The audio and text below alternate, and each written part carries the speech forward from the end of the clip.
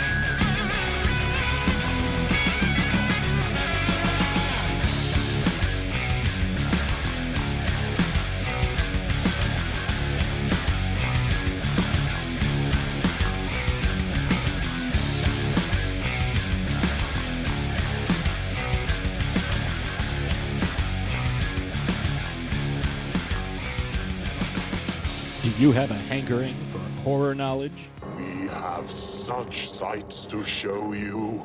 Do you require raging retro reviews? Do you desire discussions with devastatingly dashing dorks? 2 out of 3, baby. The Dorkening Podcast Network has nearly 30 shows to satisfy all of your nerdy, geeky, and dorky needs. From horror reviews and celebrity interviews. Hi, I'm Adam Green, the director of the Hatchet films and the star of Holliston. Hi, this is Dominic Pace, who played the bounty hunter Gecko from The Mandalorian. Hi, I'm Mike Price. I'm a writer on The Simpsons. I co-created F is for Family.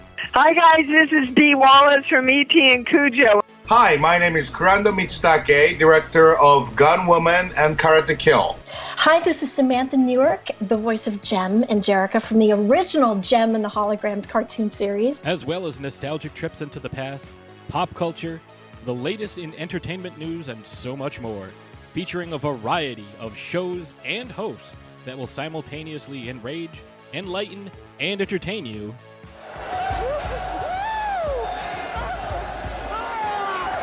Check out the Dorkening Podcast Network. My mom says I'm cool. Available on iTunes, Spotify, thedorkening.com, and wherever fine podcasts can be found. Everyone thinks because you're a zombie, you don't know good coffee. Well, they're wrong. There's only one brew that gets my seal of approval. Deadly Grounds coffee is my guilty pleasure. The aroma is so intoxicating. It brings all of my neighbors out of the woodwork. Deadly Grounds coffee. Coffee to die for, and zombie approved. It's good to get a little deadly. Use the front door! Oh, they're so disgusting. Hey, happy Wednesday, everybody. You're watching Still Toking with. My name's Leo. I'm the monkey behind the keyboard here. We have an amazing show for you. But as always, Benjamin, how's it going, bud? It's going well. And you? Doing okay. See, I kept it short, sweet, and simple tonight. You are. You know why? Why? Because our guest needs a lot of time. with the career that he's had, we need all the time we can get. Oh, hell yeah. Jeffrey. What's up? Everybody having a good Wednesday? It is Wednesday, right? Hump day. Last time I checked, Wednesday. Yeah. Right, yeah. Right? Everybody doing good? I'm doing great. We also have a special co-host. We do? Yes, we do. Who invited him? You did. Oh, I did? Yeah, there was supposed to be a vote. I would have said fucking no. Oh, my bad. But, no, it's all good. I always love hanging out with this guy. He is absolutely incredible. So, I think he's going to mess it all up. That's my typical. Feelings. It's typical. Yeah. He likes to fuck things up. Well, since Jeff's not going to say it, Mr. Bill Diamond is in the house. How's it going, Bill? Good. How are you guys doing? It's great to see everyone in the start of this new year. It's great to get out there and see everyone, especially Jeff. I won't talk about the other guy. Thanks, Phil. Appreciate that. Wow. Leo, introduce our guest. Oh my God. You really want me to? Yeah, Absolutely. Okay. So it helps if I put the camera on. Leo, we don't want to see the other two. We want to see our guest. Well, I was going to introduce him, Mr. Carl Gottlieb. You know him from Jaws, The Jerk. So many awesome things. Carl, awesome to have you with us. Are you going to put up the grid, or am I going? There we go. There you go. There we go. He wants to be on Hollywood Squares. Yeah. Now it feels right. He's like, please take the camera off just me. I know what I look like. Thank you. Welcome to the show. Good to be here. Real quick before we get too deep into anything, Leo. Yes, did sir. You see, I sent you a message. Is there a reason why the chats aren't coming up? Not that it matters, but I wanted to bring it to your attention. Okay, we can go on with the show. You can deal with that. Yeah. Okay, I'll figure it out. Thank you, sir. Welcome. So, Jeffrey, go ahead. Why don't you kick this off, because I know you're itching to. Well, yeah. I mean, first I want to say that, Carl, thank you very much. You've made me paranoid to go swimming for a long time. I own a little cabin up on a lake up in Maine, which is wonderful. Yes, and I grew up water skiing, and as a kid, every time I fell in that water, I always thought there was something under my feet. So thank you for that, asshole. Yeah, for 45 years, whenever I meet anyone, they generally begin and when I tell them that I wrote the Fish movie, that I worked on it. The Fish movie. First, I'm just tired of saying Jaws. Right. But the first thing, when I tell them I wrote the Fish movie, they tell me, I didn't go in the water. After I saw that, I didn't go in the water. And then, they have a story similar to yours. And it is literally the first thing they say. And for 45 years, I've been nodding and smiling and say, yes, I know. Hey, Carl, you and I have a mutual friend. Who's that? Roger Castell. Oh, the guy who did the famous poster and cover. Yeah, Roger and I have known each other for a very long time, and I have, of course, a couple of pieces of Roger's work here. We've known each other for a long time. Plus, I know Susan, who was, of course, the first victim in the first movie. Mm-hmm. She's a dear friend of mine. So we have a number of friends that were part of that great creation of yours. I know, and Roger is, kind of chagrined because the original artwork has disappeared. Nobody knows who's got the. And that's funny because he keeps on asking, where is it? And he did the wonderful Empire. Was it Empire Strikes Back? Yeah, Gone with the Wind piece. And he keeps every time I would go to Roger's house. And now he lives up in Massachusetts. He used to live down by me here in the Hudson Valley. He would keep on saying, I'm hoping that turns up somewhere in one of my one of my paintings somewhere. He's been looking for it for eons. I know. He's doing well. Good, I'm glad. All right. Cool. So, okay, look at that. We talked about the Fish movie. We got that out of the way. Now we can move on to bigger and better things, like the amazing career that this gentleman has had. I reserve the right to ask more Fish movie questions later on. You can ask as many Fish movie questions as you like. Actually, Leo, I come on these shows with the expectation I'm going to be asked about the Fish movie side. Leo, you can ask those questions when we're rolling the credits, all right? Okay, sounds good. Well, if the closing credits are anything like the opening credits, we got like 11 minutes or something like that. That's why I told him to go there. Actually, the closing credits are really fast. I think it's like 32 seconds or something. Okay, but the opening credits are long.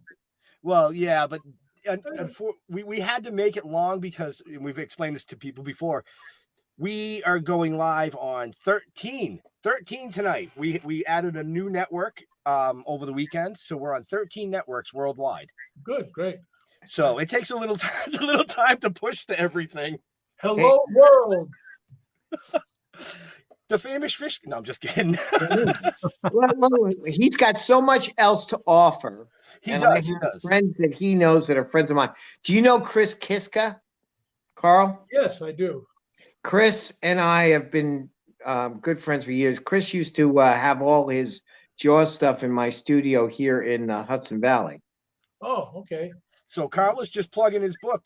Tell us a little bit about the book. It's a great book. It is. It's the best-selling book about the making of a movie ever. It came out originally when the movie came out in '75, and it's been a steady bestseller ever since. I regained the copyright somewhere after 25 years, and we put out a 25th anniversary edition with notes, and I got to add a lot of material that was not in the original book, and then I had a lot of end notes and a lot of discussion, and then we had a couple of different formats, and the format that I held up now is the most recent, and it's kind of mislabeled on Amazon. It says it includes the script. It does not include the script. There's no shooting script in there, but otherwise it's a good description of the book, and I'm happy that people are still buying it and reading about it. Now, Brian, just real quick, Brian Singer considers that a director's Bible. Yep. Right? Yep. That's awesome. Yeah, Brian was an early enthusiast. So was Steven Soderbergh. Nice.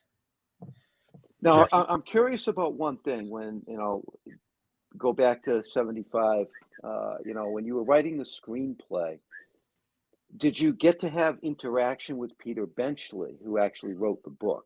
No, not really. No. By the time when I came on the picture, Benchley had been out of it for a while. He had written his drafts of the screenplay as part of the book deal. In order to get him more money, they let him write a screenplay, and it wasn't very good. And then they hired Howard Sackler to rewrite Peter Benchley, and that's the draft that I inherited, was the Sackler draft. And Sackler, for whatever reason, didn't want to arbitrate for screen credit. So when the dust cleared, it was a screenplay by Peter Benchley and Carl Gottlieb. Okay, all right. No, I was curious. I mean, I was 12 when that movie came out, and I wanted to see it. And my parents, they said, you know what? We'll bring you to this movie, but you have to read the fucking book first. Yeah, well, it's and then you see the movie and you realize how different it is from the book. Yes, absolutely. Yeah. And ever since then, I've watched every shark movie that I can possibly find, looking for something to compare it to, and there's no comparison. No. Okay, well, this man has such a wide range of accomplishments, so we need to move past the shark. I tried to do that at 10 minutes into the show. It's Well, okay. I'm helping you here since I'm your director. I'm pushing you through. I do want to say to Carl, thank you for your service. I read that, and we always thank our veterans and first responders here. So thank you for that. But yeah, let's go way back to the beginning. Back to the 1960s. You started writing for comedy on TV with the Smothers Brothers Comedy Hour. Oh my God. Oh, I can't say that. He doesn't want me to say that word. I almost did. I almost said it. How was it being a part of something like that and winning an Emmy to boot? Yeah, it was a great debut in television. I had come to LA as a member of the committee, which was an improvisational review, and we played at the Tiffany Theater on the Sunset Strip. Oh, I know where that is. Yeah. Yeah, we did the 6 nights a week at the Tiffany, 13 shows a week, and of course, since we were in town, a lot of people came and saw us, and we got hired for stuff. I got hired. Robert Altman hired me to do the movie of MASH. Young Robert. Yeah. And then a group of us young, clever writers got hired by the Smothers Brothers, and our test run was the Glenn Campbell summer show. It was called the Summer Brothers Smothers Show. Because in those days, if you had a successful network series, they gave you your time slot with a much reduced license fee, and you could produce your own replacement, whatever you wanted to put on. And the tendency was to get a hit musical act and give them a television show. So there was Glenn Campbell, The Fifth Dimension had a show. There was a lot of people got shows as a result of that. But Glenn Campbell got a show. It was his debut. And me and Steve Martin and Bob Einstein and Paul Wayne and Lorenzo Music, a whole bunch of us got our start. We got our Writers Guild cards on that Glenn Campbell show. And then when the summer was over, the Smothers Brothers picked us all up for their big winter CBS show. And then that show, we did very well. But then that show was canceled because Tommy and Network couldn't agree on stuff, on censorship issues. And then after we were canceled, we won the Emmy, which was kind of unusual for a canceled show to win the Emmy. Wow. We displaced Laugh-In for Best Comedy Variety Musical. Wow. And I must say it was very satisfying to be at the awards ceremony. And they said, and for the Emmy goes to the Best Comedy, and the Laugh-In people were already standing up to walk on stage. And when they said Smothers Brothers Comedy Hour, and we got to go up on stage, haha. I love that. That's great. Claim the award. Wow. So I know I can see the smoke coming out of Jeff and Leo's ears right now. Go ahead. One of you go ahead. I'll let you. Oh yeah, I mean, well, you've written for The Odd Couple, Flip Wilson, Dean Martin, Bob Newhart. I mean, it's mind-boggling. Yeah, I was big in television, and then I transitioned to features, starting with the Fish movie. I mean, Jaws was my first produced feature film. Right. Couldn't think of a better way to start, except it's a little daunting to have the film become an icon because you can't plan for that. Nobody plans for a film to be a hit for 45 years. So all you could, at the time, it was a difficult location shoot that went over budget and over schedule, and it was a classic studio production. It was a Universal picture with all the baggage that the studio brings to it. And nonetheless, we managed to succeed in the face of a whole bunch of obstacles, and the result, lives on, and it keeps generating income. So I can't complain. Right. But then you did it again. Yes. With another classic called The Jerk. Yep. If I was a Jeopardy category, it would be his hits begin with a J. Carl Gottlieb. That was a shameless plug for the Jeopardy folks. I'm sure somebody out there knows them and they're watching us. So right. So a lot of your works gear more towards comedic. How difficult it is, how more difficult it is to write for comedy as opposed to, the Fish movie being, like a horror-esque movie. I think it was trying to remember the famous writer who first said this, but the apocryphal story is that I think it was an actor named Monty Woolley, a guy who played in Miracle on 34th Street. I think he played Santa. Anyway, somebody he was sick and dying. He was old, and somebody came to visit with him and said, is it hard? This, your situation? And he replied, dying is easy, comedy is hard. Touche. Wow. Yeah, I could see that. Absolutely. Right. So I've always been lucky for some reason or another. I've always had a kind of a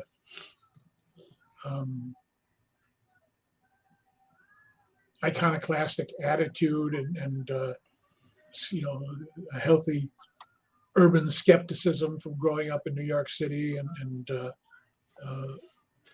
where in New York did you grow up? Washington Heights, in Manhattan, in the Heights. Yeah. Just like Lin-Manuel Miranda. I was in the little northern enclave of Washington Heights near Fort Tryon Park. Yep, I know it. I know. 187th Street, and that's where I grew up. I used to walk across the George Washington Bridge with my dad every Sunday. We'd walk over to Jersey side, then walk down to the river. I'm a Yonkers kid. Huh? I'm a Yonkers kid. Yeah, we used to walk up the river to around 212th Street. There used to be a ferry at Dyckman Street, and we would take the ferry.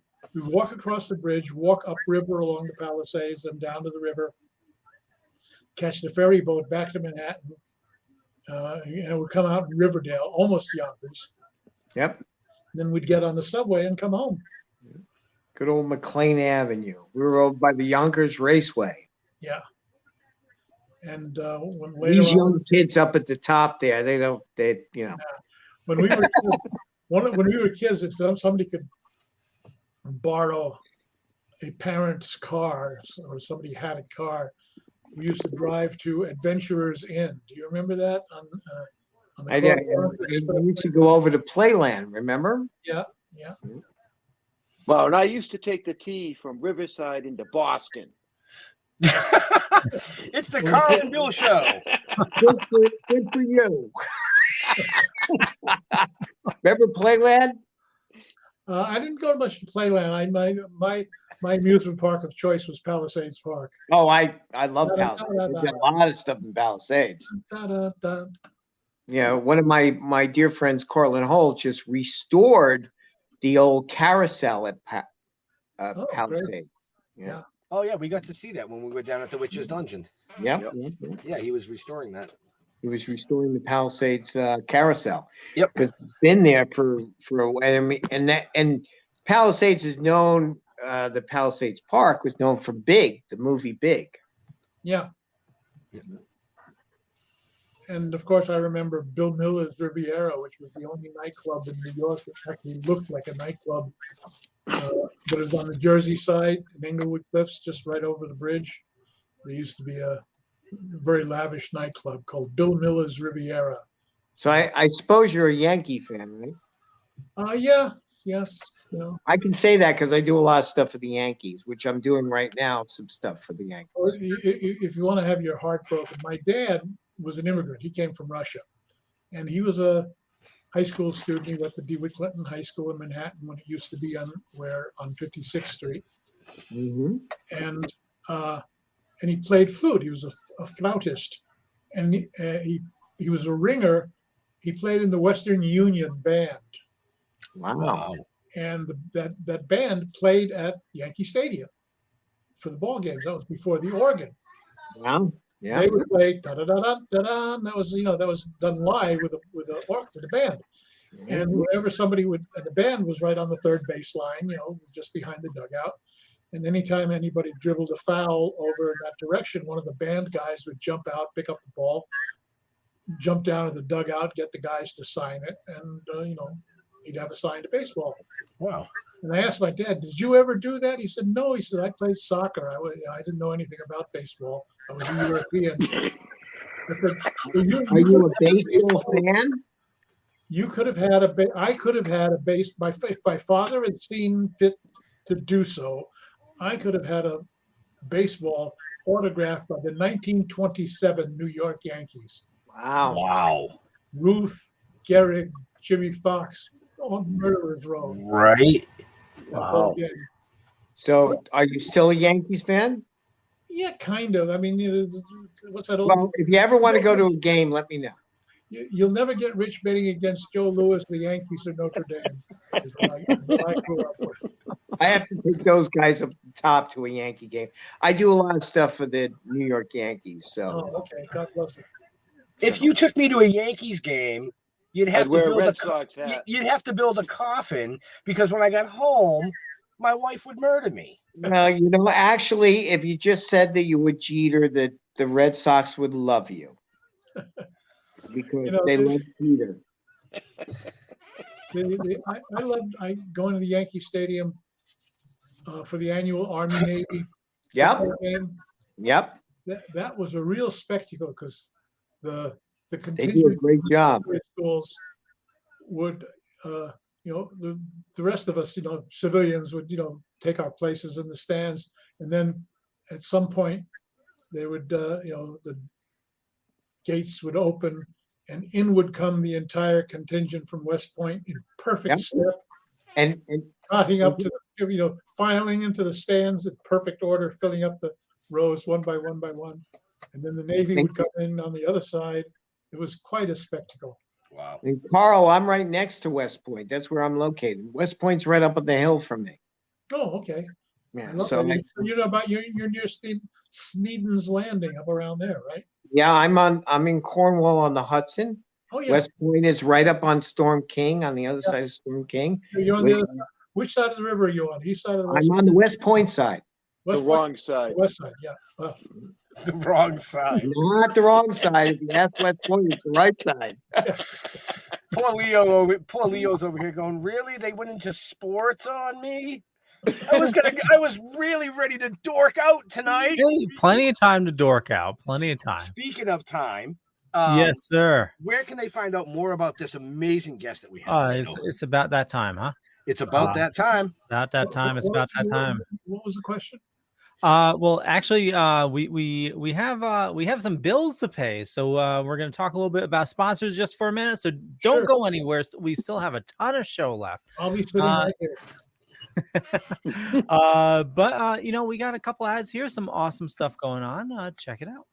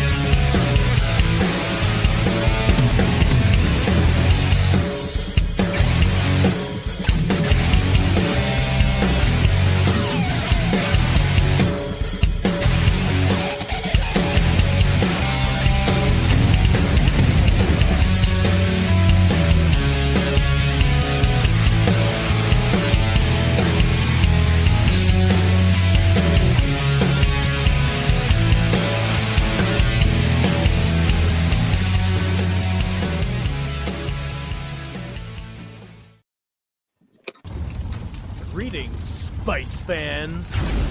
Silk City Hot Sauce is now sponsoring the Dorkening Podcast Network. Our craft sauces are made in Vermont in small, high-quality batches using locally sourced, farm-grown ingredients. Silk City Hot Sauce comes in a variety of heat strengths and killer flavors like Jezebel, Erotic Fever, Mango Madness, and Good Morning Jonestown. And don't forget our newest creation, Hot Syrup. Make no mistake, Spice fans, this is the queen of sweet heat. There's new and unique flavors coming out all the time. Best of all, right now, listeners of the Dorkening Podcast Network can go to SilkCityHotSauce.com and use coupon code DORK. Not only will you get 20% off your order, we'll also throw in a free bottle of hot sauce. That's SilkCityHotSauce.com. Coupon code DORK. Thank you for supporting Actors and Others for Animals. We started a long, long time ago.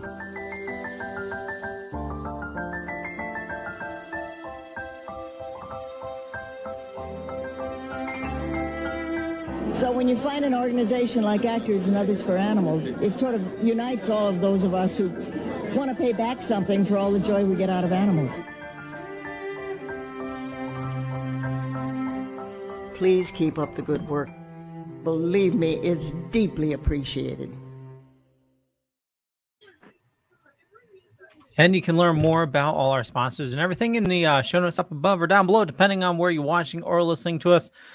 And there we go. Thank you, Leo. You're welcome. I took a nap. Thank you. I love the Betty White tribute. I really do. That's great. Yeah, that was sent to us by good friends over at Harlan Ball Public Relations. It was set to be released on the 1st of the year. Unfortunately, Betty passed on the 31st. They went back and forth on whether or not to release it. He sent it to a few select people and asked if we could share it around. And, it was an honor. Yep. It was an honor. Indeed. So, but back to our amazing guest. Yeah, I was just going to ask Playland. You mentioned a couple times. Is that the place that HBO did a documentary on, like the really dangerous theme park? Or no? I don't know. No, I think that was in Hull, Massachusetts, called Paragon. Okay. Playland is probably one of the oldest in the East Coast. Okay. It's been around since the early turn of the century. Yeah, Coney Island and Palisades were the two, and then it was Rye Playland, I think, up in Rye Beach, toward the Yonkers area. There was another. But that was it. There weren't a lot of amusement parks. I know Jeff has a question. That's just he's itching to ask, so I'm gonna allow. Well, no, actually, I was just gonna throw out a comment that though they're talking about all these old amusement parks and stuff, and I grew up, going to Hull, riding the old wooden roller coaster. You know what I mean? I mean, back in those days, everybody liked to ride wood. Yeah. Carl, ignored him. He's up in the top box of Hollywood Squares. We put an X in front of him. Yeah. So when you were working on the Jerk, was Steve Martin already cast, or while you were writing, did you have him in mind, or any particular actor? Or no, the Jerk was a Steve Martin project. The way that came about was Steve had done a very successful concert at the Dorothy Chandler Pavilion, which was kind of unusual for a nightclub act for him. And he sold it out, whatever it was, 2,500 seats, 2,800 seats. He sold it out, and people were wearing bunny ears and arrows through the head and white suits. So it was clear that he was a phenomenon on the way up. So David Picker, who was at that point president of Paramount Pictures and was a third-generation movie guy. David Picker's grandfather ran a Nickelodeon in Boston at the turn of the last century, like 1905. Wow. And then David Picker's father was in distribution with United Artists, and then David Picker himself. So when he took over Paramount, he was an executive with, deep roots in the business. And he was a Steve Martin fan, and he signed Steve to a Paramount for a 3-picture deal. And then Steve came to me and said, listen, I got this 3-picture deal. I got to write a script. I've never written a script before. You've done Jaws, and then you did a Richard Pryor movie. You've done a comedy. So would you like to collaborate on whatever it is we're going to write, whatever it is I'm going to write? So I said, sure. And the notion was that we would write a screenplay, but Picker and Paramount would also finance a short film, like an 8-minute one-reeler. And in the old Hollywood days, when they were bringing up a new talent like Steve, they would put them in a couple of B movies as a second banana comic, like a Jack Oakey kind of guy. Mhm. Then they would graduate to, if they were good, they would graduate to starring in features of their own, like Abbott and Costello. But as it turns out, that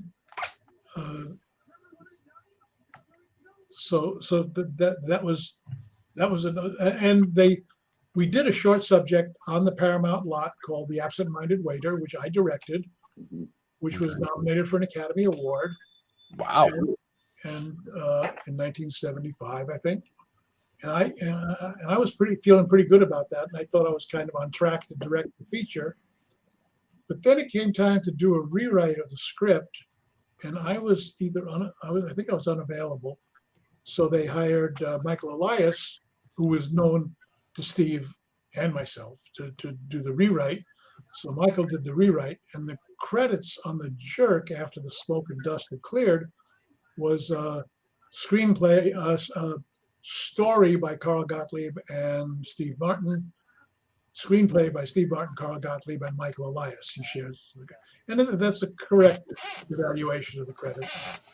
And the way the movie came to be written is, they gave Steve and I an office in the writers' building at Paramount, and we'd show up in the morning. They had a couple of IBM Selectrics and yellow pads and a little bucket of pencils freshly sharpened.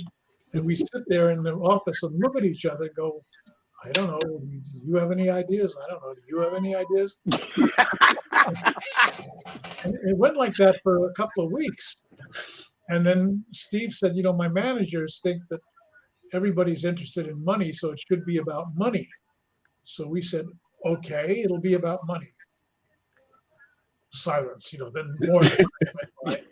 Then Steve at one point said, there's a line in my act that always gets a laugh, whether the act is doing well or not. It's like a saver. So it's like a surefire line. I hate to give it up because, once you use it in media, you can't use it in your act anymore. But anyway, he says, the line that always works is, I was born a poor black child. Mm-hmm. Yep, that's so true. We looked at each other and said, wait a second. What if you were born a poor black child? And we started writing the first scenes of The Jerk, the ones that take place in the house in the Mississippi Delta with that's John's awesome. family. We started writing right there, and then after that, it just flowed, and one thing led to another. And when we were through, we had this script. Wow, that's great. And then they hired Carl Gottlieb, and he put his own unique. Did you live out in LA at that time? Yeah, I've lived in LA since the 60s. I mean, I was drafted in the Army in 61. I got out in 63. I went to San Francisco, joined the committee. The committee came to LA in 66 or 68. I came with them, and I was in the show that opened at the Tiffany, and from there, everything's kind of followed naturally from there. Nice. Yeah, I mean, I know the Paramount lot because I would have to go to the Gene Roddenberry building. Sure. Yeah. So I know, and I had met Steve on the Warner Brothers lot when he was doing a movie called Gotham. Oh. Not the series, just it was a movie Gotham. Gremlins 2 was being filmed at that time. So I had walked over to the Gotham lot and I met Steve there. So it was kind of interesting. But I know the Warner Brother lot pretty well. Well, it's the Bill and Carl Show. Yeah. we're old. Well, he's not. He's young. I'm older than you guys. That's true. That's true. You are. Not by much. Not by much. Go ahead, Jeffrey. So, how did it come about that you ended up doing a whole ton of cameos in some of the classic shows that I grew up with? Oh, well, I was always an actor. I mean, people knew my work from the committee, Mm-hmm. and Gary Marshall was a fan, and he had 2 or 3 shows on Paramount Lot. And I would work as an actor whenever I could. It's although I'm a writer, director, producer, all those things. If you ask me which of those things I like to do the most, I like acting because it's the least demanding and, in terms of ego, the most rewarding. Right. And physically, it's the easiest. You show up. I disagree with that. Physically, it's very demanding. No, you show up, you go to your trailer, you eat snacks from the You haven't worked with Bill. AD comes and gets you. You go to the set, you hit your marks, you say your lines, you go back to your trailer. See, don't pay attention to the guy behind the curtain. Hold on, I got to say something. Did you hear what he said, Jeffrey?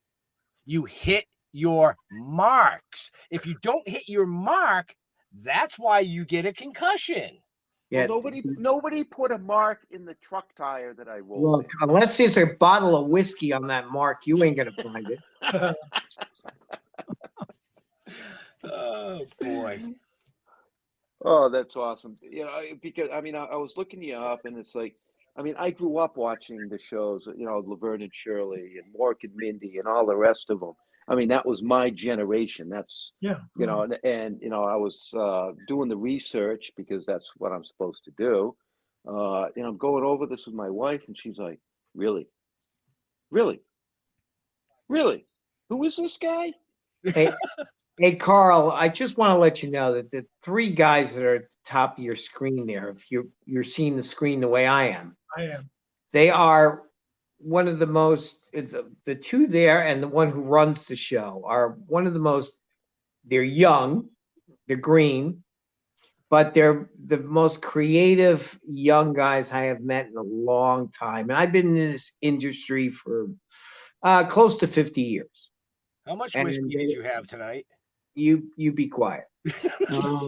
And they've done an incredible amount of work. So when they started launching these podcasts and these shows, they have really tapped into a lot of friends of mine that are probably friends of yours too, and they've done an incredible.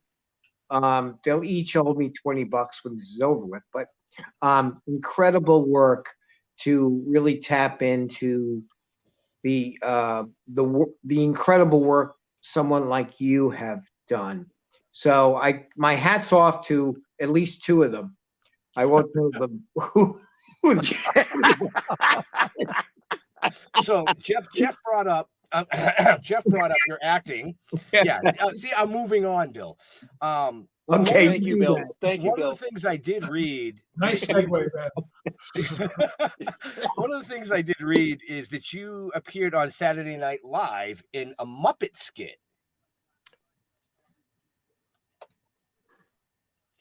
Yep. No, I don't think so. I made a couple of little appearances on Saturday Night Live. I made one appearance in an Albert Brooks short film. I wrote a visual. Somebody has to update his Wikipedia, folks. I know that I wrote a sketch that Saturday Night Live filmed.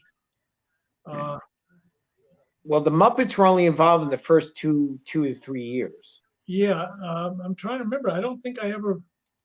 And actually, I think I saw that on your IMDb page. Yeah, it was on IMDb too. That you appeared in a cameo on Saturday Night Live in a Muppet segment. Well, I wanted to bring that up because maybe he was just a Muppet.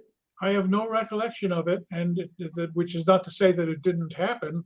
Well, the only thing that the Muppets did on Saturday Night Live was land the gourds. And that was in the first 2-3 years of Saturday Night Live, and they really didn't have guests on that. Okay, back to the fish.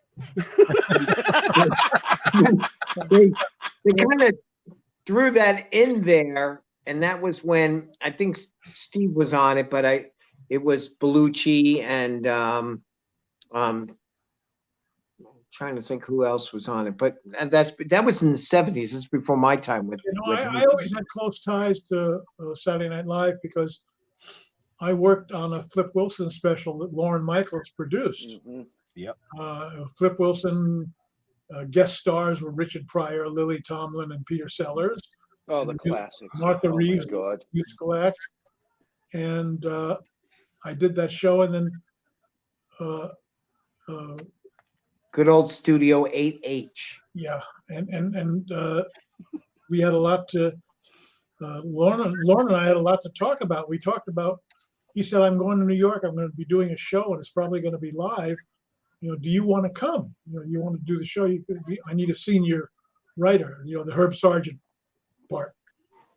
And I talked to my wife about it, and it's one of the few career decisions I always revisit. I made ultimately the right choice, but it would have been interesting to have gone and been part of that first 5 years of Saturday Night Live.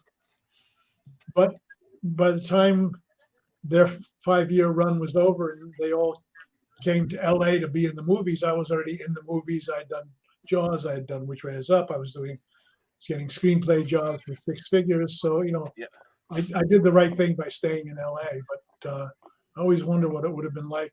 Because Saturday Night Live, that cast had the best of all worlds. They were the hottest ticket on Broadway, which meant you were a New York institution, and you were a national institution, which meant if you were on a plane going coast to coast, they would bump you up to first, or they would take good care of you. So you had the best of media stardom and being a local hit, like a Broadway hit. So you could right. Right. So I wanted to ask you a question because there's a couple of things that really infatuate me, and that's the moon. I love to look at the moon. It's different phases, etc. Who among us doesn't? Okay. And I love Amazon women. So Amazon women on the moon. Yeah. Really? What do you mean, really? Shut the fuck up, Bill. What are you drinking tonight, buddy? Amazon Women on the Moon was I had a contract. I was at Universal, and Landis was putting together Amazon Women, and there were like, I was asked to direct some of it, so I did. I directed like 3 or 4 segments. One of which was cut, but is in the DVD release. It's Chekhov on wires. The flying version of Chekhov. It's a scene from Uncle Vanya, and all the actors are on wires, so they're flying from side to side of the stage as they're doing their dialogue. It was an interesting conceit. Okay, well, I just had to ask you about that. And it was the first nude I had ever directed, Monique Gabrielle, and of course the Son of the Invisible Man, which was great fun. Oh God! Yeah, and the sale of antiquities and art. Anyway, I'm kind of proud of my connection with that film. That was nice. I'm glad I brought it up. Expecting from you, Jeffrey. Hey, I love Amazon women, and I love. Yeah, Jeff, I'm amazed. I'm almost impressed with him tonight. Well, I was. Ben, don't get. It involved nudity too, apparently. It involved very much nudity, and the fabulous Lana Clarkson was in it. She's the woman that fucking Phil Spector killed. So it was the intersection of a lot of things. Very cool. You did say intersection, right? Yes, he did. Okay. Take another sip, whatever you're drinking. Go ahead, Leo. I know you want to say something. Oh well, actually, I got a bunch of questions, but I didn't want to, No, go, Leo. It also involves the fish movie that. All right, we'll get back to that. We have to go back to the fish movie. He's got much more than the fish movie. We'll get to the fish movie. I know he has much more, but there's very interesting things. Like okay, we'll get to that 1 minute. Okay. There's one more subject that we really have to touch on because Carl has written a book, but he's also been a co-writer on somebody else's books. Jeff, you were going to ask the question, so would you like to do that? David Crosby. What? Yeah. I mean, David Crosby, Crosby, Stills, and Nash. That must have been a dream. Well, David and I go back to the 60s in New York when the Byrds, I was at the committee, which was at 622 Broadway in North Beach, San Francisco, and just up the street at a go-go club called the Peppermint Tree or the Peppermint Lounge. More nudity, right? Go-go. The Byrds were the house band at this topless go-go bar. So David and I met because I would go up to look at the naked girls, and the Byrds were playing, and David and I became pals then. Wow. And then they finished their gig, and they bought a station wagon, I think, from Odetta, who had just finished her tour in San Francisco. So they bought Odetta's station wagon, loaded the Byrds and all their equipment into the station wagon, and drove south to L.A. Then we said goodbye. And then the Byrds get to L.A. and they're driving down Sunset Boulevard, listening to KRLA, which at that time was the top 40 rocker. And they hear Mr. Tambourine Man, which they had recorded a few months earlier in LA with Jim Dixon. Oh. So they go, holy shit, we're being played on the radio. We're on AM radio. Wow. Top 40. And then the announcer comes on and says, this never happens. But the phones have lit up and we've gotten so many calls. We're going to play that again. And they played Mr. Tambourine Man a second time on a top 40 format station. So, they at that moment they knew they were stars, and they became the Byrds. That's awesome. Because David's in the Rock and Roll Hall of Fame with two different bands. First with the Byrds, and then later with CSN and CSNY. So, and when we got to LA with the committee in '68.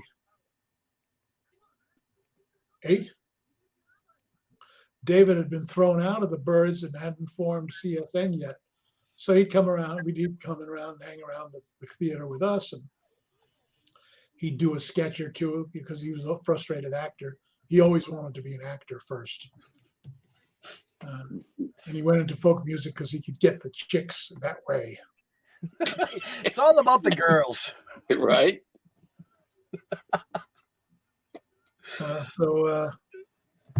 And he had this, this preternaturally perfect voice for harmony, which, to this day is unequaled. So right. Agreed. So that was a very happy collaboration. And then in '88, during the writer's strike, I was co-chair of the Writers Guild Negotiating Committee, and we went out on the longest strike in Guild history for more than 100 days. But simultaneously with that, we were getting some nibbles about writing Crosby's life story, and we got a huge advance, which enabled us to go and write. So instead of waiting for the strike to end, I went off with David and we wrote.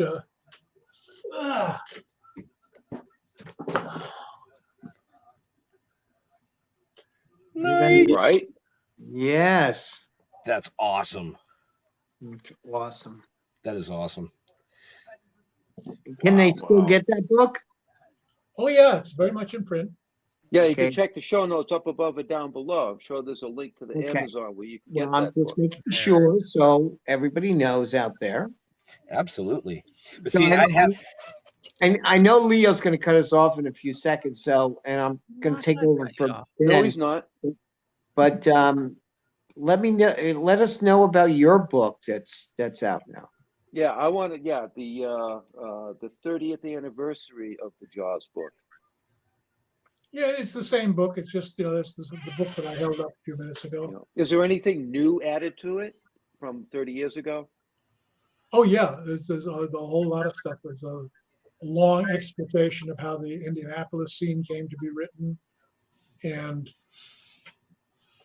I have found out since then, if there's ever another edition, I'll have to add this tidbit of information, is that in the famous Indianapolis speech, Howard Sackler stole a couple of pages from a book called Shark Attack,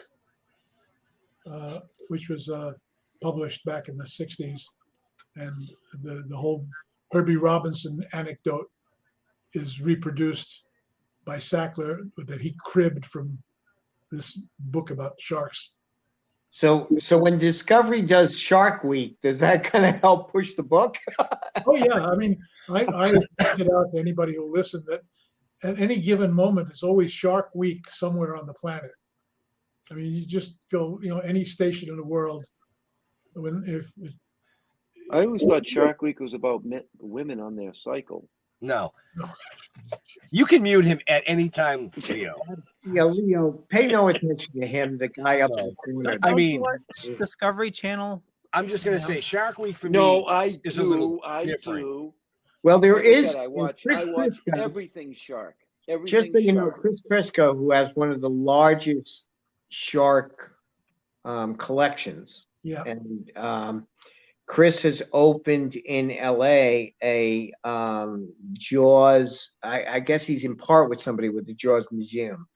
We used to have it in the studio, and Chris was there. We would do a number of we did on Comic Book Men. They used to come and see the shark and all of Chris's stuff. And Roger Castell would come down. So and Sue I would see now and then at a number of the Comic-Cons, and I've known her for a long time. She's indefatigable. She's everywhere. She is everywhere. She is an unbelievable. I've known her for like 30 years. She was on the movie she was on the movie for 4 days, and she's made a career and made. She's a sweetheart. Hundreds of thousands of dollars being first victim. So it's a real testament to all your work and everyone else that's been involved with it. Right. Over the years. See how we did that, Leo? We brought it back to the fish movie for you. Go ahead, Leo. Ask your question. What's your question, Dorko, Leo? brother, Dorko. Jeez. Well, I have several questions. The first one That's starting. why I have several answers. Although I will before I start answering, let me share a brief Spielberg anecdote. Please do. When Spielberg became famous after Jaws, of course, he got to meet his idol Federico Fellini in Europe because he was touring Europe for Jaws. So he meets Fellini, and he says, Maestro, I have a question about one of your movies that I've always meant, if I ever met you, I was going to ask you this question. So Fellini says, wait. He says, I have to tell you. He says, I give a different answer every time to questions. He says, I always make up a different answer because the paparazzi, you're going to find out because you're now famous. You're going to find out they always ask the same questions because they have the same material. They get the same press book, the same material. They all ask the same questions. And if you give the same answer all the time, you get bored and you give a boring answer. And if you give a boring answer, they print a boring interview and nobody's interested. So I just make up new stuff every time. So I keep my responses are always fresh and spontaneous. But I don't know what's true and what's not true anymore. I make it all up. So the moral to that story, Leo, is he's going to lie to you. That's okay. I try to be truthful, but it's all bullshit. It's easier. I mean, obviously, I've given many of the same answers at the same time. And here's where being an actor comes in handy because I can act as if I've never heard the question before. Oh, really? What was it like to be? Well, okay. Well, we were told before the show started we could not use "what was it like." Yes. During the show. So now, Leo, what can I answer for you? Yes, sir. So I'm wondering about the difficulties because when you and Steven started this off, you had 3 weeks, from what I understand, before shooting. Yep. So, dealing with that limited amount of time, but also I read that you cut part of your own part out. Yep. Was that due to the time constraints, or was that to fit the story better? Well, it was a result of several things, but what actually happened, I was doing in the script that we started shooting. Ben Gardner's boat is discovered on the open ocean by the editor of the newspaper and the oceanographer and somebody else. Anyway, and Scheider and Dreyfus and me are on a boat looking for Ben Gardner, and we find him. And when we go to pull the boats alongside, I fall in the water. The actor misjudges distance and center of gravity, and I go over the side into the water on 3 cameras rolling, and they all capture me going into the water and bobbing up and climbing back on board. But because I was a secondary character, they did not have doubles of my wardrobe. They just had the one suit that I was wearing when I went in the water. And rather than wait for it to dry out and lose a half day, Steven said, well, fuck it, move on. We'll figure out what to do with this later. So we moved on. We scrapped the scene.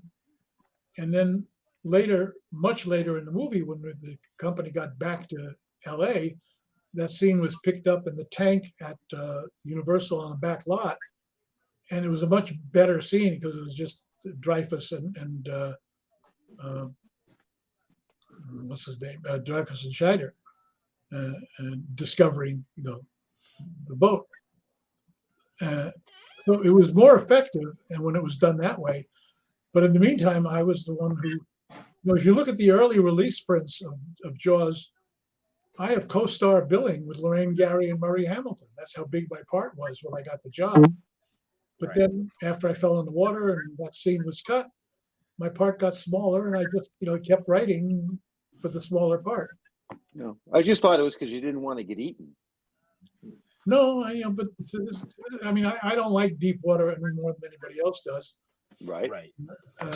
So Carl, I have something to share with you. Yes. If we can, I just pulled it off the wall in the office, and the guys have probably seen it, but I know Leo hasn't seen it. So let's see if I can get it on screen and you recognize it.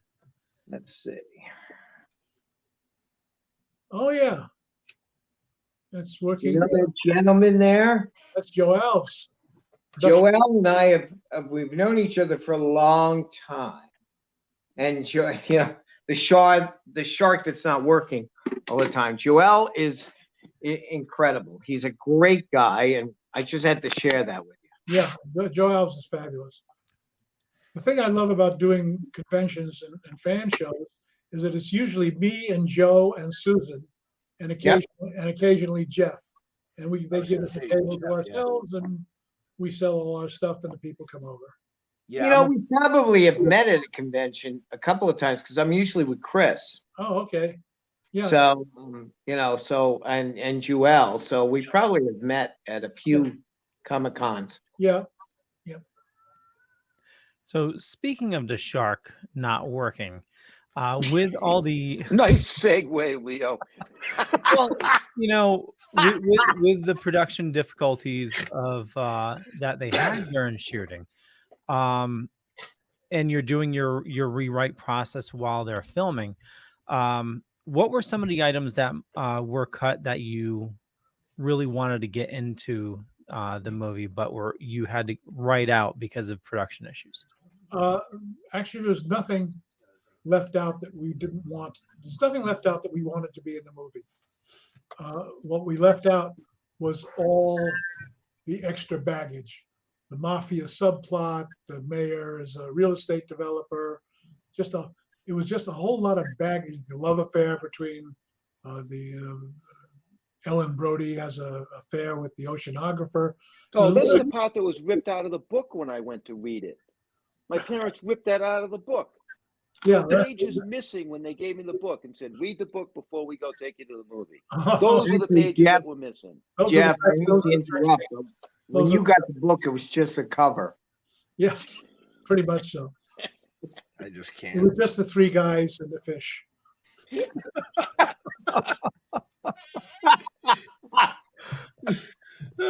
3 men and a fish. That was enough. 3 men and a fish.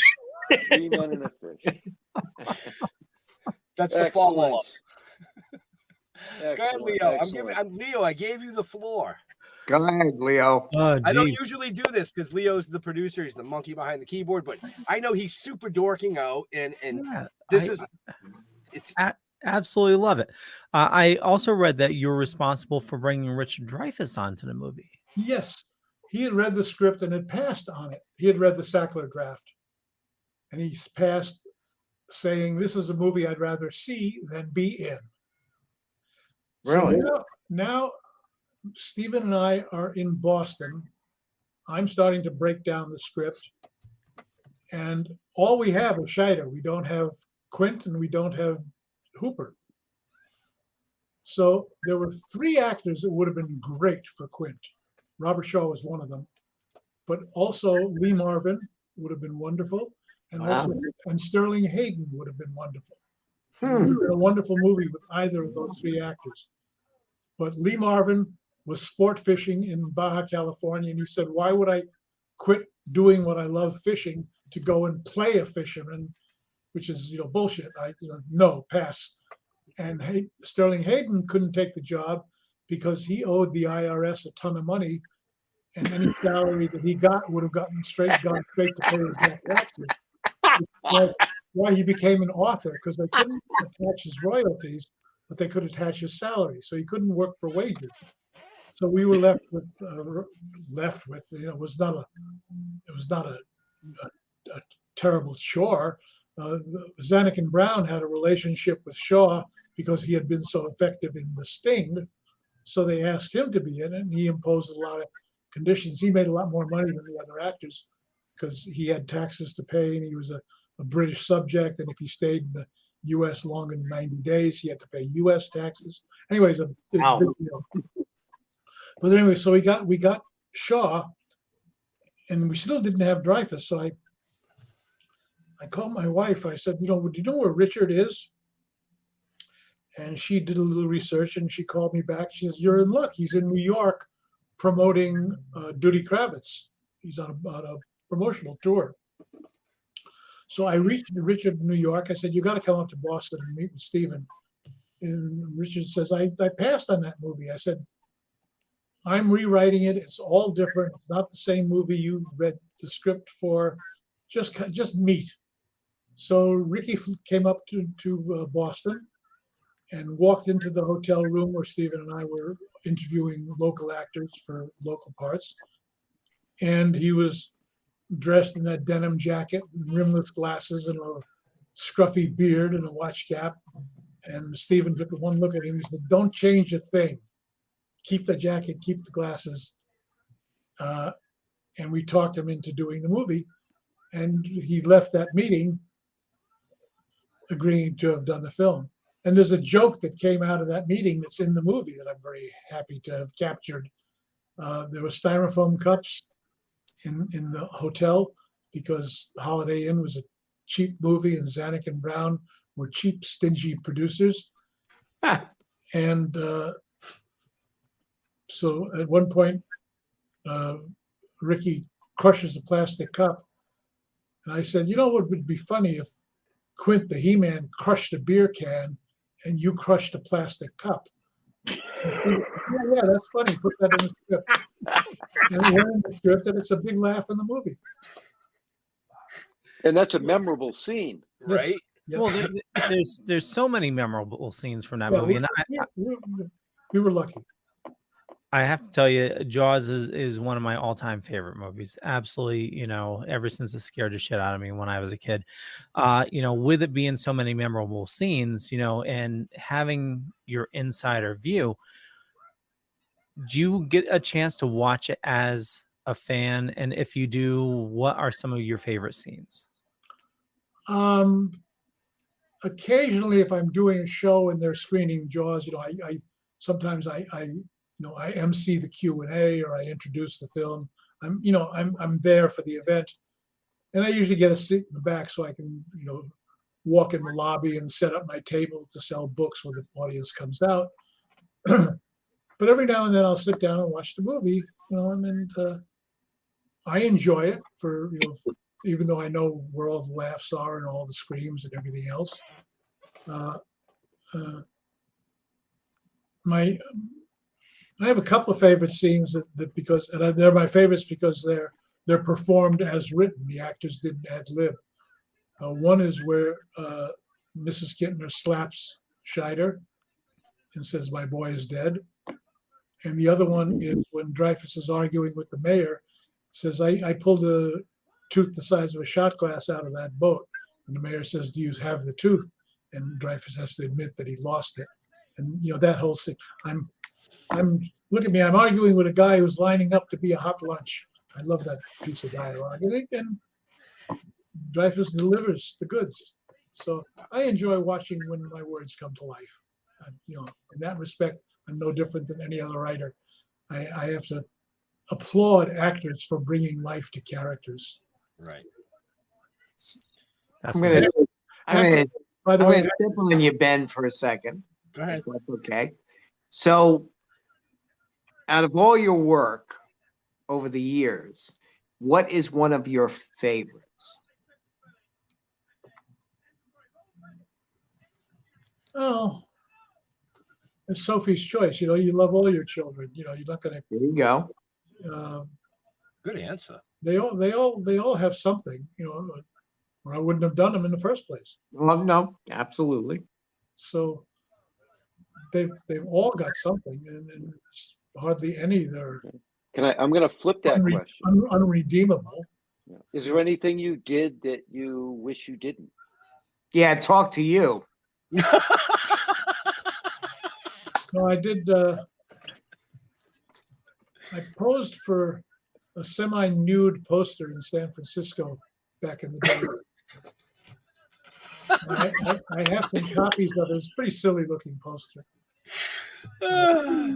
Is it like a fireman's calendar or something like that? Well, it was a post. Some photographer had an idea that if he did a poster, he could cash in on it. So he did a poster with me and a nude girl on a motorcycle. Okay, now you're going to make a fortune on this because there's going to be a rush for it. I was going to say the same thing. People are already online trying to find this to bring to conventions. Oh, forget that. It's already an NFT. The subtitle for the poster is "Hi, HIGH." I don't know if I have it. Let me see if I have a copy handy. I'm going to leave the frame for a minute. Okay. Hopefully, with your next fortune. Bill, maybe you can answer Billy's question while we wait. He was asking, didn't the fish Bruce get destroyed on the back of the set over the years? There were a number of them. And do you know who Bruce is named after? Bruce Raymer. Yeah. No. Yeah, well, it's true. But who was that? Well, you would know, but we always there you go. Nice. There you go. How do I get one of those? There are stores across the country right now digging through their archives going, we got to get these out because, oh, yeah, the price just went up. We were always told that was Spielberg's lawyer. Is that correct? Yes, Bruce Raymer. Yep. Yep. It was Spielberg's lawyer Bruce was named after. Yep. Oh, so Spielberg named the fish after his lawyer, and we That's threw our correct. and Yeah. we got to throw our lawyer in the Hudson.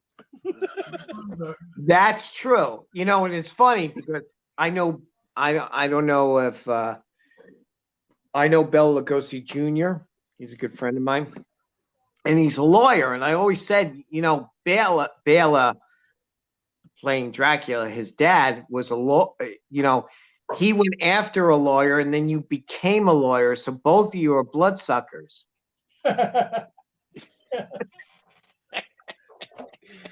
So there you go.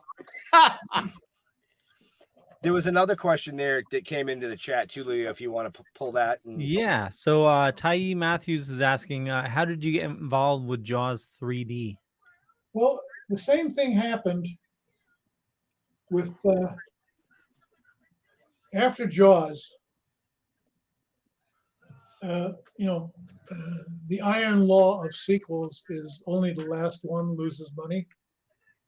So there was going to be a sequel. There was no question about that. And they approached me to write it, and I didn't want to do it. Stephen was not going to do it. He was already on to doing prepping Close Encounters. Joe was doing Close Encounters. So I passed on it, and I remember saying, because they offered me scale, which seemed to be insulting, but that was Zanuck and Brown. They were stingy bastards. So I said to my agent, scale, these guys made $100 million on they had 40% of the profits. Fuck scale. They'll be back, and it's going to cost them. So sure enough, they started shooting. They had a script written that was ineffective. And they started shooting, and they realized that they were in trouble because the director was way out of his depth. So they approached me, and they said, can you salvage this? And it's kind of the same conditions as the first one. It was like 3 or 4 weeks before principal photography. They didn't like the script. They didn't like some of the actors. They had to recast. Luckily, there was a hiatus built into the schedule where the company they would shoot just second unit up in Martha's Vineyard. Then they were going to go down and shoot the rest of the movie in Florida, where the water was much warmer and more predictable, and it was a bit better place for the shark to work. So they added a week to the hiatus and gave me that time to start the rewrite. And I came up with a format that they liked, and Verna appreciated it. So I had this idea for a cruising culture, based on San Fernando Valley car culture, but with boats. And that worked. That worked for the teenagers, worked for everything. So that became the movie. Let me see who this is. Probably your agent saying, "What the fuck are you doing?" Carl, it's your next Jaws movie. No, it's Veterans Administration. Oh, okay. Okay, so where was I? So I with a short time to go, I flew to Florida and took up a residence in the Holiday Inn where the whole company was shooting, living, and started the rewrite. And stayed there until the rewrite was finished, and then went home. And then they made the movie. And I had some.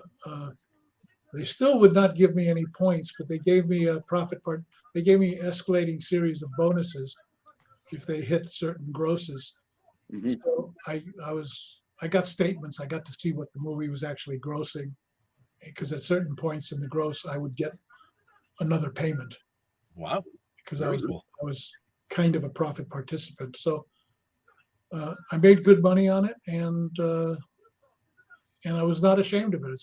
In its time, it was the most popular sequel until Godfather 2. Right. So, Leo, you have another show tonight, don't you? I do. Okay, so couple more quick questions and then wrap. Well, tell you what, last question I'll have for you. Going from the original movie to the sequels, what was your headcanon for an area having multiple sharks of that size? I'm sorry, I don't know. Well, I mean, it's what was in writing the you wrote the screenplay for the first one, second one, and then you were brought in for the third one. With multiple sharks, did you have something in your head of why this was happening, or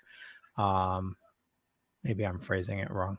No. Well, let me answer with something Sid Sheinberg said.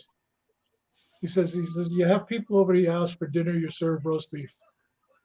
Next time you invite them for dinner, they're expecting roast beef, so you serve roast beef. You serve the same thing you served the last time. So with the fish movie, it's no different. You gave them the fish, you're inviting them back. You got to give them more fish. So it was just a question of how do we, work the big shark into the film. And in Jaws 2, it was easy because he kills the water skier and gets his face burned in the process. So now you've got a scarred, mean shark. So that it works for the story. It works for the picture. So we go with it. You change the recipe of the fish. Yeah, Slightly. Yeah. Slightly. A little more turmeric, a little less paprika.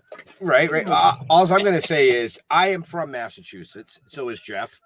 I've been on the vineyard 100 times. My cousin's husband was a lieutenant in the fire department down there for a long time. So we spent a lot of time down there. I've always brought the kids and the wife down to the bridge, and they've all jumped, but they've all come back. Yeah. That's disappointing. You couldn't leave the fish? I'm just asking. You couldn't leave the fish? Oh, Jeff, you're too much. So, anybody else up here have a quick question for him? Because we do have to let Leo wrap things up so that he can get to his next show. And Carl's probably like, geez, this is the longest ass interview I've ever. I'm gonna kill that Joyner guy. No, you guys are entertaining. Good. Well, it's a pleasure having you, Carl. It really is. We are mutual friends, so that's kind of nice.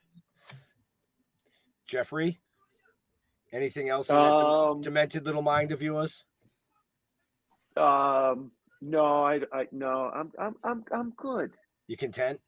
And Yeah, I will put it out there, Carl. If you ever decide to come to the Hudson Valley, you want to go see a Yankee game, or you want to go to West Point, the boys can set you up with that. We'll hook you right up. When I was 16 or 17, me and 4 or 5 of my friends from Washington Heights, we took our bicycles up to West Point. We drove our bikes up to West Point, stayed outside the point, went on the grounds, toured the point, watched the evening formation and all that stuff, and then pedaled back to New York. Well, anytime, my office is right by the point, so you're always welcome. Okay. Well, it's good to know that if the British fleet tries to sail up the Hudson to take Albany, you guys are there with the chain to stop them. We are right to the Bannerman Island. We can run it right across. Oh, Bannerman Island! Don't get me started. When I was a kid, one of my favorite books, I had a Francis X. Bannerman catalog from 1939. Wow. I bet you did. I did the documentary on Bannerman Island, and I'm connected with them regularly. So if you ever want to go out there, I have a pontoon boat that will pick you up. I went to Bannerman's when they had the store on West Broadway in Manhattan. Yeah. Yeah. I bought some stuff for my grammar school graduations. We did a big musical number, and I went to Bannerman's and I bought 20 police helmets, those old style British Bobby helmets, and nightsticks. I bought a bunch of those. Well, we have a boat to get out there, from what I've been told. And what I remember most was about that catalog was the prices, the things that they were selling. They were selling 1873 Winchester rifles for $12 and Colt 45 Peacemakers single action Army Colts for $6 and $7. There goes Bill. And I had a beautiful Confederate CSA belt buckle made by Tiffany that I bought there. I loved Bannerman's. I couldn't afford. I had a 12-year-old's allowance, but right. I loved Bannerman's, and I understand the island was closed because it was just so much unexploded ordnance on the island. There were bombs and things that had never been set off. From what I heard, that was one of the reasons why. One of the reasons, yeah. But like Bill said before, his phone died on him because that's probably what happened. Yeah. He is connected with Bannerman. He is right down the street from West Point. If, one of these times you want to come out to the East Coast, maybe you can make it a weekend thing. You come out to the East Coast, you go to the Army-Navy game at West Point. We'll see. I have relatives that do that. Well, until this thing shut the world down. This has changed everything. So right. But you have my email. Okay. Just catalog that email, save it, and if it ever happens, and we know how to get a hold of Mr. Diamond, and I'm back. Did your phone die? No, a call came in. But anyway, I wanted to say to Carl, if you ever want to go on the Bannerman Island, Jeff and I and Ben, and if Leo wants to come, we can always take you out there. We're connected with them. We'd be more than happy to take you to West Point. And I may take you up on that, but it'll be in the years to come. I just told him the same thing. I said, make it a weekend. Come down, go to the Army-Navy game, and then go out to Bannerman. Absolutely. We can make that happen. Okay. So, all right, Leo, I know you got another show, brother, so why don't you go ahead and start wrapping this up real quick? Yes, sir. Smile, you son of a bitch. Okay, so just had to get that in. He's been waiting an hour and a half to say I know. I just love it. Okay, so for me, just Google Leo Pond. You find a bunch of stuff. Could be true, could be not. I'm not going to say which is which, but more importantly, if you check the show notes, up above or down below, you're going to find a ton of information about our awesome guests and also the awesome people as Still Toking with. And for me, just head on over to thedorkening.com. I run a little thing called the Dorkening Podcast Network. We got about 40 shows on a network. A lot of awesome people doing a lot of awesome stuff, including Dead Dork Radio, which is live right now. You can listen right on your phone. Just go to Live 365, search for Dead Dork Radio. And Carl, where do you like people interacting with you on social media? Facebook. Cool beans. I love it. It was just Facebook, guys. Yeah. How about you, Bill? Bill, where'd you go? All right. Jeffrey. just like at the studio, it's like, where the hell did Bill go? I don't know. He was there a minute ago, and then he's fucking gone. You can Google me if you want. It's all going to be a bunch of crap anyway. I'm on Facebook. You don't want to try and find me. Go to stilltoking.com. That's where all our info is. That's what everything that you need to know about us. Talking with the Dead. That's it. Episode 2 is now out and available on Vimeo. And I want to say next week. Thank you. Next week we had to shift the show. It's going to be on Tuesday. It's going to be at 6:00. This is one you are not gonna want to miss. They don't want to miss any of our shows. If you miss the night show, this one's kind of special to me. Well, right, but if they missed the night show, this one's special to me. If you've missed any of our shows, you can find it at stilltoking.com. They're all there for you to view. They're all on our Facebooks, multiple Facebook channels, YouTubes, Twitches. They're up on IMDb. You can find us everywhere. But like Jeff said, stilltoking.com. We want to thank Carl again for taking the time out tonight and hanging out with us. We'd just like to ask him to hang tight while Leo closes the show before he disappears on us. And to all our veterans and first responders, we want to thank you for doing what you do every day so people like us can do what we do. Stay safe. We'll see you next week. We're out of here. Remember, Tuesday night, 6:00. Okay. Peace out.